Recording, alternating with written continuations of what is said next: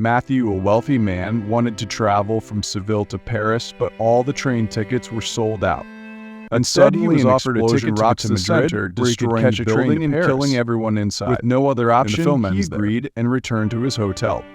There, he asked his butler to clean up his room, which had torn women's clothes and bloodstains. On his way to the station, Matthew witnessed a businessman being killed in a car explosion, prompting him to take a different route. Arriving at the station, Matthew and his butler boarded the train, sitting in different compartments. Matthew met some fellow travelers, including a psychologist, a judge, and a woman with a child. Interestingly, they were all from France and seemed to know Matthew. While the train was delayed, a man decided to smoke in the hallway. As he was there, he noticed a young woman, bruised and battered, checking each carriage. The man asked the conductor to open the toilet, and when the woman, Kita, got closer, he abruptly pushed her away and dumped a bucket of cold water on her. Though the train departed, Kita managed to leap onto the last carriage. The other passengers were curious about why the wealthy Frenchman had acted so harshly, but none dared to ask. Finally, a brave girl questioned him. Matthew explained that pouring cold water on Kita was the mildest thing he could have done to her, suggesting that she deserved far worse. This only deepened everyone's curiosity about the history between them. At first, Matthew was reluctant to share his story, but he eventually opened up, revealing how he met Kita and what happened between them. It all began when Matthew visited his cousin at the courthouse and invited him over for dinner. During the meal, Matthew noticed the new maid, Kita, who appeared inexperienced and awkward, even struggling with how to serve wine properly. Later that evening, Matthew asked his butler to bring Kita to his room. During their conversation, Kita admitted that she did enjoy working as a maid but had to do it to support her mother. She was only 18 years old and still wanted to enjoy life. At one point, Matthew kissed Kita, but she became frightened and quickly left his room. The next morning, Kita left Matthew's house without taking any payment for her work. No one knew how to contact her as she had been hired through an ad, and no one had her phone number or address. Several months later, Matthew traveled to Switzerland, where he was robbed by a thief who stole 800 francs and then disappeared. Although Matthew considered reporting the theft to the police, he ultimately decided it wouldn't help. Later, while having lunch at his hotel, Matthew unexpectedly ran into Kita. She confessed that the robbers were actually her friends, and they had all come to Switzerland for concert performances. However, they ran out of money and resorted to desperate measures like robbery to survive. So instead of getting angry, Matthew let them keep the stolen money, but asked Kita for her home address in return. After returning to Paris, Matthew decided to visit Kita's home located in the outskirts of the city.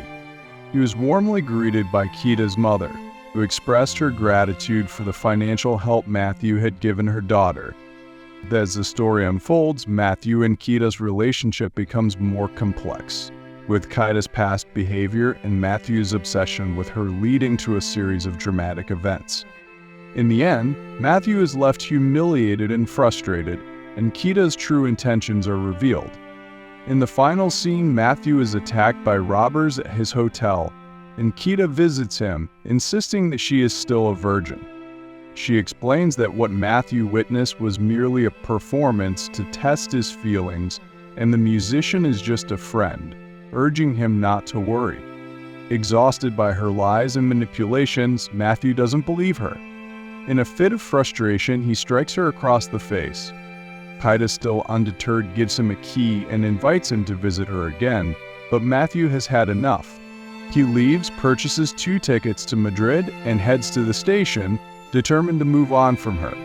Just when it seems like the story is over, Kita unexpectedly enters Matthew's train compartment and dumps a bucket of water over his head. Despite everything, they eventually make peace, and Matthew returns to Paris. While walking through a shopping center with Kita, they overhear an announcement about a criminal syndicate formed by several terrorist groups. As they pass by a wedding dress shop, they notice the saleswoman repairing a blood-stained bride's gown.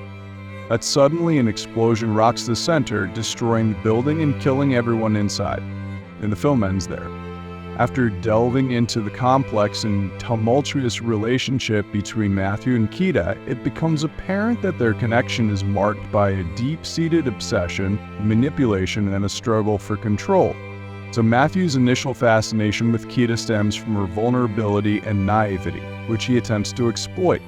However, as their relationship progresses, Kida's true nature is revealed, showcasing her cunning and manipulative tendencies. Throughout the story, Kida's actions are driven by a desire for financial stability and a need for validation. She uses her charm and beauty to manipulate those around her, including Matthew, to achieve her goals. Matthew, on the other hand, is blinded by his obsession with Kida, which leads him to overlook her flaws and tolerate her manipulative behavior.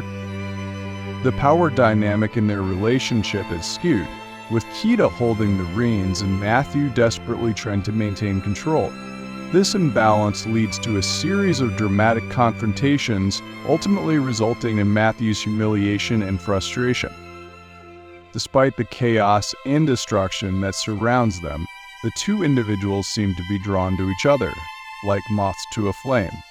Their relationship is a toxic cycle of obsession, manipulation, and codependency, which ultimately leads to their downfall.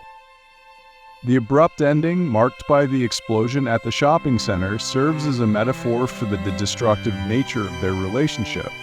The blood-stained bride's gown and the sudden violence that erupts around them symbolize the devastating consequences of their toxic connection.